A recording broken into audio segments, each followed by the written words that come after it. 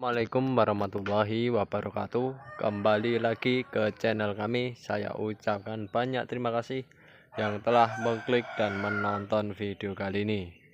Dan di kesempatan pagi kali ini kan kawan, ya saya berada di lahan dimana ini berada di kandang ya kan kawan, ya bukan lahan tapi di kebun ya, pekarangan rumah ya di belakang kandang domba yang dimana pada saat ini kita melakukan proses namanya penumpukan kotoran domba yang nantinya akan dipergunakan sebagai pupuk.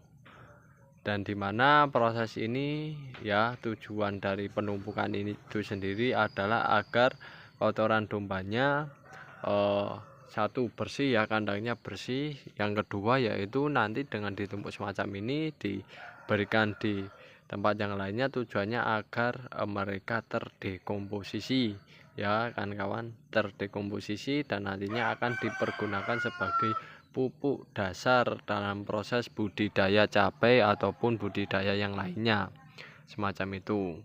Nah, kami melakukan proses pembuatan pupuk yang berasal dari limbah kotoran domba ini ya kan kawan, itu caranya cukup mudah, yaitu dengan cara menumpuk semacam ini yang berada di lingkungan sekitar pekarangan kami ya, yang dimana di sini ada tanaman, juga di situ ada hewan ya kan kawan. Ya, yang jelas ini pekarangannya saya taruh di atas tanah dan kita biarkan begini saja. Nah, kami menggunakan teknik ini saya pilih karena teknik pembuatan pupuk ini cukup mudah ya kan kawan. Cukup dibiarkan begini saja hingga menunggu beberapa waktu ya kan kawan, hingga kondisinya menjadi seperti kompos. Nah, ketika kondisinya sudah seperti kompos, parameter kompos, maka nanti siap kita pergunakan sebagai pupuk kan kawan, semacam itu. Tetapi dalam proses pembuatan dari limbah ini untuk dipergunakan sebagai pupuk, kita tidak ada perlakuan sama sekali.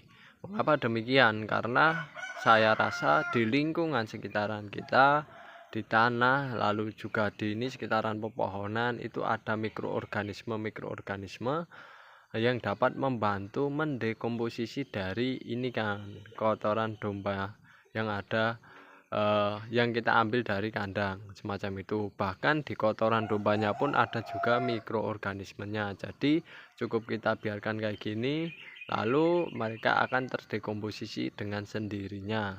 Ketika mereka sudah terdekomposisi ya, maksudnya kotoran dombanya ini sudah terdekomposisi, nantinya ini kawan-kawan kita pergunakan sebagai pupuk. Nah, ciri-ciri kotoran domba yang sudah terdekomposisi itu yang bagaimana?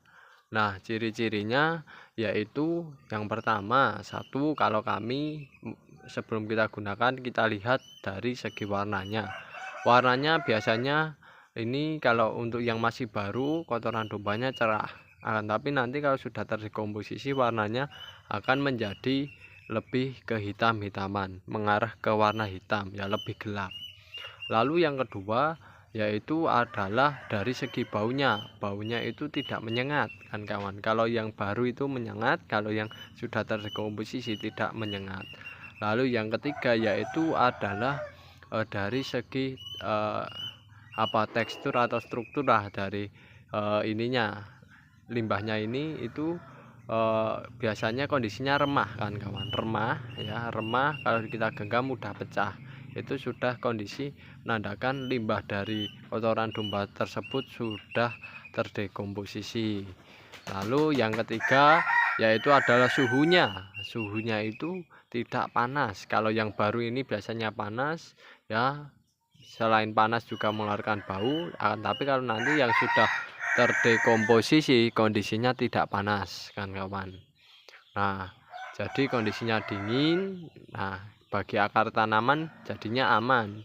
Bahkan nanti kalau sudah kan kawan ditambah lagi biasanya pH-nya bisa mendekati netral ya kalau kondisinya sudah terdekomposisi. Tapi kalau kami karena tidak memiliki alat pH, kami biasanya mengamati dengan beberapa parameter yang tadi yang sudah saya jelaskan tadi ya, dari warna, tekstur, suhu, bau. Nah, itu sudah kita menjadikan parameter, nanti baru kita pergunakan, kita ambil, kita bawa ke lahan untuk dibudidayakan tanaman ya kan kawan, untuk budidaya tanaman. Nah, biasanya di lahan itu nanti di treatment lagi ya kan, cukup diberikan di lahan, akan tapi nanti setelah diberikan di lahan lalu ditimbun tanah dan dibiarkan beberapa hari baru dilakukan proses penanaman semacam itu kan kawan, treatmentnya dari kami. Tapi kalau untuk keseluruhan dalam pembuatan kompos yang biasa kita pergunakan sebagai pupuk dasar, kita hanya menumpuk kayak gini. Apalagi nanti kalau kawan-kawan lebih bagus dan lebih baiknya ditumpuk di tempat semacam ini ya, terlindungi dari kondisi air hujan semacam itu kalau musim penghujan. Nah, dan tidak terkena sinar matahari menurut saya jauh lebih bagus. Karena apa? Karena kalau terkena sinar matahari biasanya mikroorganisme itu akan mati ya semacam itu. Terkena sinar matahari biasanya mikroorganismenya mati, dan biasanya kalau terkena hujan itu nanti kondisi pupuknya ini basah kan kawan, dan malah menyulitkan kita. Karena ini belum terlalu dipindahkan di sini ya, jadi kita biarkan begini saja kan kawan, semacam itu. Tapi tekniknya cuma begitu saja, kita biarkan hingga kondisi parameter-parameter sudah menunjukkan ya, parameter tadi sudah menunjukkan bahwasanya sudah terdekomposisi, baru kita pergunakan kawan-kawan. Tapi kalau kami biasanya ini ditumpuk kayak gini ya, biasanya itu kondisinya lama sekali ya, tanpa ada pengolahan dan lain sebagainya. Karena kondisinya lama biasanya nanti terdekomposisi dengan sendirinya kan kawan, dan itu nanti siap dipergunakan. Dan ini tekniknya murah sekali, tidak perlu kita bolak-balik ya. Kalau dibolak-balik jauh lebih bagus, tapi kalau semisal tidak dibolak-balik ya tidak masalah ya, nanti sudah kelihatan kok kan kondisi limbah yang bisa terdekomposisi semacam itu. Yang penting parameter tadi menjadi pegangan. Kalau kondisinya sudah membagus ya, sudah menjadi kompos, nah itu baru bisa digunakan.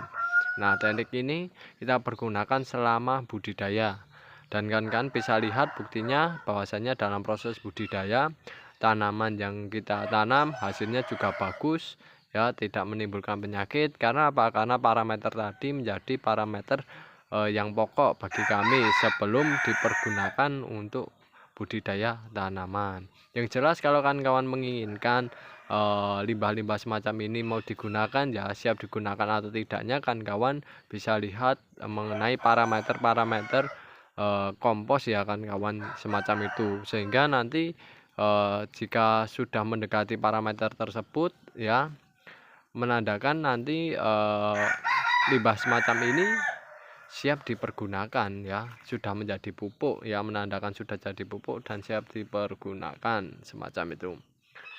Dan oke kan kawan, itu dulu yang bisa saya sampaikan. Kurang lebihnya kami mohon maaf yang sebesar-besarnya.